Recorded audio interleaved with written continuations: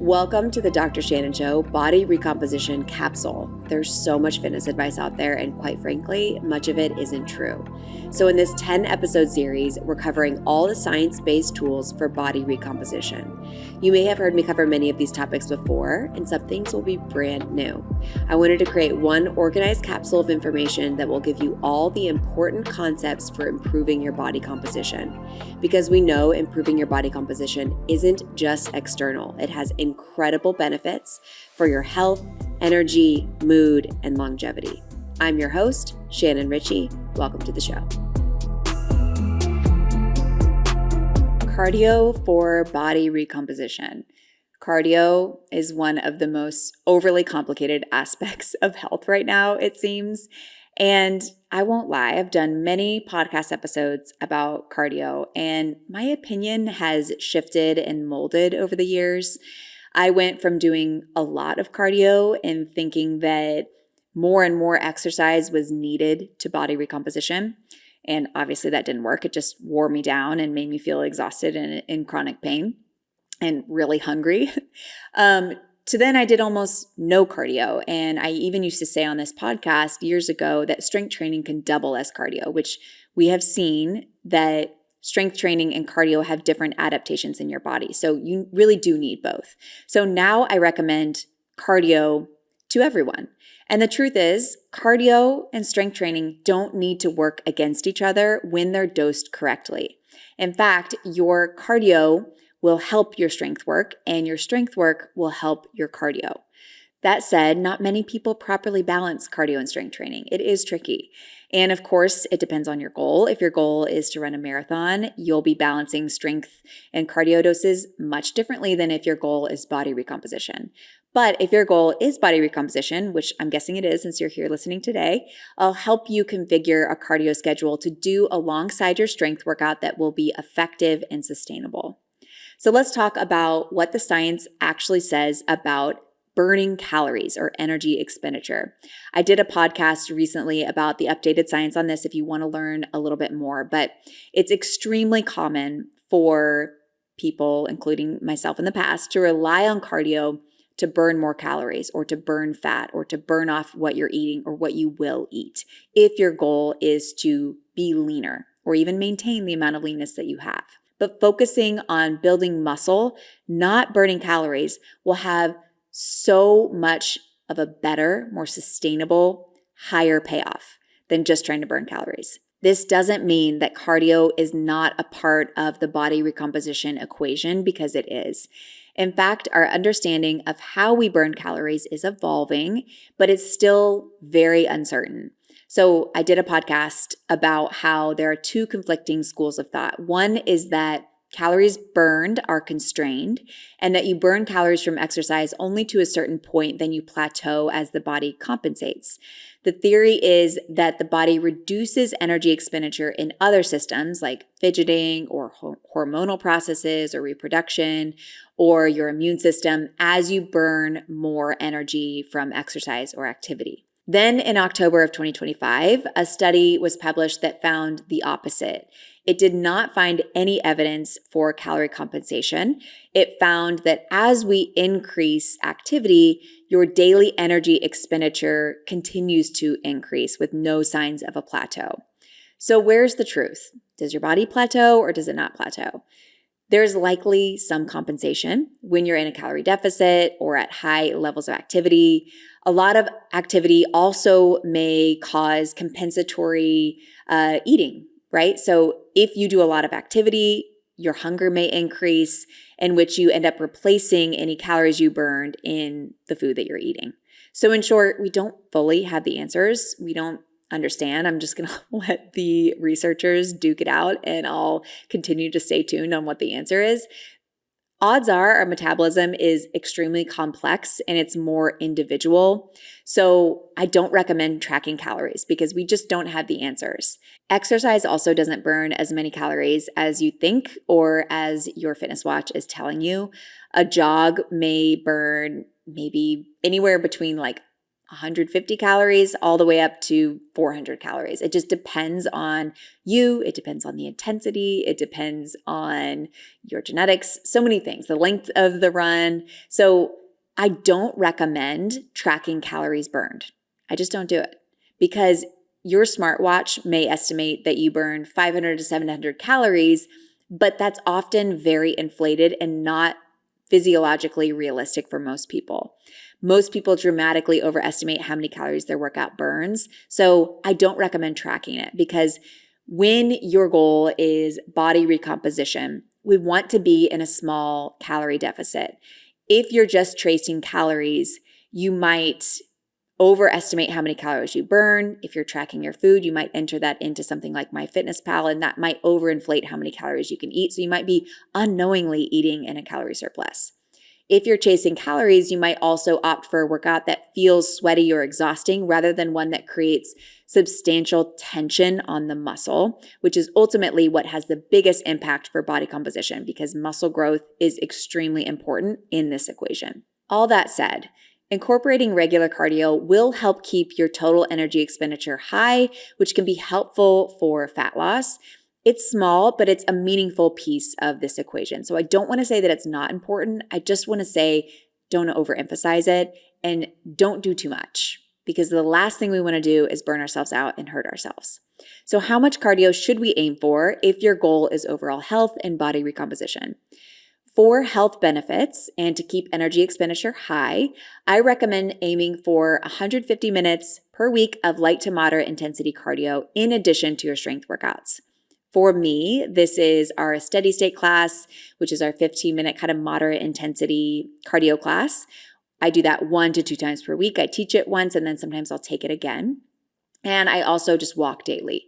In our neighborhood, we have hills and I also wear my baby. So my walks are probably considered light to moderate. And I do that for at least 30 minutes every day. The World Health Organization says that you can do 150 minutes of light to moderate intensity cardio, or you can do 75 minutes of moderate to high intensity cardio instead. So 75 minutes of moderate to high intensity cardio could be, let's say, a 15-minute HIIT session like our Evlo intervals class, and then maybe 2 30-minute moderate intensity workouts like running. Or you can do a mix of everything. What matters is that you are staying consistent with this. Some people feel great doing shorter, slightly higher intensity cardio sessions, and some people like longer, more low to moderate intensity cardio sessions. Like me, I just feel like if I do too much high intensity cardio or even too much moderate intensity cardio, it negatively influences my recovery. And then I can't show up to my strength classes with enough intensities to build muscle and stimulate muscle growth. So don't overcomplicate it. Just do some cardio each week. And if you can tolerate it well, you could layer in some higher intensity work really slowly. As far as heart rate zones, so you may have heard of zone 2, zone 5. I've done podcasts on those in the past. But to be honest, my opinion has simplified as time goes on. And again, the experts are arguing over what intensity is best and what intensity men need, what intensity women need. And it's all over the place. The advice is everywhere. And so my thought is, let's just simplify it. Consistently challenge your cardio in any zone on a weekly basis. If you want to add intensity or time, do it, but you want to increase your heart rate regularly. As long as you're recovering, do as much cardio as you can stay consistent with. But in case you're interested, let's briefly go over each cardio zone so you feel educated and have an understanding of how to incorporate the different types of cardio into your routine to make it work. Just a disclaimer, I don't track my zone 1, 2, 3, 4, 5. I just do cardio. Again, I think we really need to simplify this piece. So I'll go into it just in case you're interested. Zone 1. Zone 1 is easy movement. This is a leisurely walk where you barely feel your heart pumping. Zone 2. Zone 2 is the popular one that you may have heard experts arguing about. Some people say you have to have zone 2 for longevity. Others say that it's a waste of time. I think that if it's improving your cardiovascular health, it's important. So zone 2 is that light to moderate intensity work. So this is about 60 to 70% of your heart rate max. It's cardio where you could still talk, but you feel your heart rate climbing and it's getting harder to hold a conversation, but you still could hold a conversation.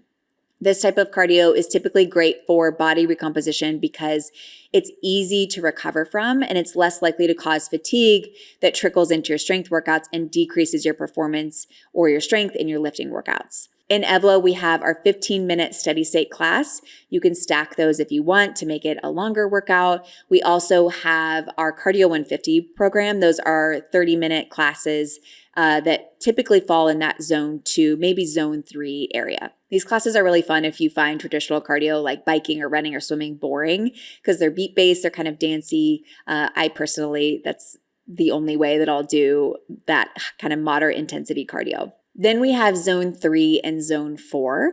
I've heard of these zones as kind of no man's land. And although I once agreed with that, I just think it's less important than I realized because everyone is individual with what they can tolerate. Zone 3 and zone 4 is kind of your moderately hard cardio. Think running, spin classes, boot camp classes, mini group fitness falls into this category. This type of cardio burns more during the session, but it can be harder to recover from and sometimes causes kind of hunger spikes and fatigue afterwards. Because some people have harder time recovering from zone 3 and 4 cardio, it may not be the wisest choice to put all of your cardio minutes in this bucket.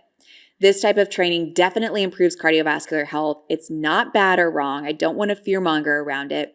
And you will adapt to it over time and it'll get easier to recover from. So it may just be that you need to dose it correctly. Start with just a little bit and slowly increase it over time, keeping an eye on your recovery and watching for symptoms that you may be overdoing it. The risks can sometimes outweigh the rewards if you do too much of this type of cardio. Again, I wouldn't recommend going to boot camp classes every single day and doing a lot of this type of cardio because back to the concept that we want to do enough that we'll have a positive adaptation, but not so much that we can't recover from it and can't effectively show up to train in the right ways. So that's zone 3 and zone 4. Finally, we have zone 5. This is your all-out intensity sessions. These are extremely taxing if done correctly, and they can be a very potent stimulus for metabolic health. I do recommend these zone 5 workouts if you feel like you have your strength training down and you feel like you're recovering well overall. But if you are in a season of life where you're really stressed and you're just struggling to show up for your 150 minutes of light to moderate intensity cardio in your strength training sessions, I don't necessarily recommend adding zone 5 cardio. But if you feel like you have all of those things done correctly, you can add it. Dosing is extremely important with zone 5 cardio. Think 1, maybe 2 all out high intensity sprints, maybe 30 seconds on and 1 to 2 minutes off. Repeated a few times. And this is our intervals classes if you're an Evlo member. A lot of people will choose zone 5 cardio because they think it accelerates fat loss, but it really doesn't cause a lot of fat loss. Most studies found that over about 8 to 12 weeks, it may cause maybe 1 to 5 pounds of fat loss. But in these studies, the participants were doing only HIIT, and they were doing HIIT maybe 3 or 4 times per week, which is not what I recommend because it's overly fatiguing and it will influence your strength training sessions. So if you're only doing HIIT 1 or maybe 2 times per week, which is what I recommend in a body recomposition phase, it likely won't have a huge impact on fat loss. So don't choose this form of cardio just because you want to accelerate fat loss. To me, the biggest advantage of HIIT is improving your cardiovascular capacity. And this will improve your ability to do more work in your strength training sessions. When you are more fit from your cardio work, you're less likely to be limited by your heart rate in your strength training sessions, meaning you are stopped because of your muscle, not stopped because of overall fatigue. So this is something I personally really notice when I add HIIT to my weekly schedule, and maybe one of the best reasons to add it if your goal is body recomposition. If you hate HIIT, I have a tool for you that I personally use myself because I'm not the biggest fan of HIIT, but I know that it's impactful for your metabolic health. So you can do what's called ReHIIT. It's reduced exertion interval training. I did a podcast all about this. If you want to learn more, that's episode number 182. Essentially, this is 2 30-second all-out sprints with 1 to 3 minutes of rest in between. So it's not a lot of total work. That's 60 seconds of total work. So that can be very manageable if you're someone that it's mentally hard to show up for. If you tack on a warm-up and a cool down, you're done in under 10 minutes. So this is a way to improve your cardiovascular health while not committing to a ton of HIIT. And this is how I will be incorporating Zone 5 training into my routine. So that's how much cardio I recommend for overall health and for body recomposition. But when does cardio become too much and what can happen? So you may have heard that cardio makes you look puffy or too much cardio will make you overinflamed. But contrary to popular belief, too much cardio won't necessarily cause you to quote unquote hang on to fat or quote unquote have a fat loss stall. The reason too much cardio can become counterproductive is if it causes you to overeat, so eating in a surplus, which will cause fat gain, or if it influences your recovery, which may make you more likely to get injured, be overly sore, and affect your performance in your strength training sessions. So signs that you're doing too much cardio is poor sleep, your strength is stalling, excessive fatigue, excessive soreness.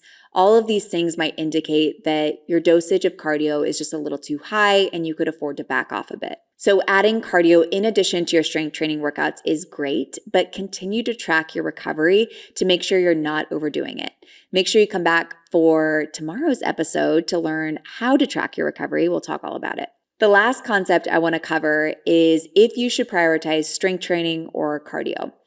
With a body recomposition goal, ideally you do both, but if you only have time for one, choose strength training. If you are trying to recomp, you'll be in a small calorie deficit. And lots of cardio without lifting and adequate protein can increase the chance that a meaningful portion of the weight you lose is lean mass. That is negative for body composition, even if the scale weight is dropping. So just to summarize, cardio is a health tool, not a fat loss hack. For recomposition, the ideal structure is strength training as the cornerstone for building or at least maintaining muscle mass, so weight loss is coming from fat, not muscle, and then adding around 150 minutes of light to moderate intensity cardio, or you could do 75 minutes of moderate to high intensity cardio per week. A mix of any cardio zone works as long as you just aren't overdoing zones 3 through 5. If you're doing any zone 5 training, you want to keep those workouts 1 to 2 times per week max. Tomorrow, we'll talk about how to track recovery. I'll teach you some tools that will be really clarifying to know if you're crossing the line and doing too much, or if you aren't doing enough, or if your dosage is just right. See you tomorrow.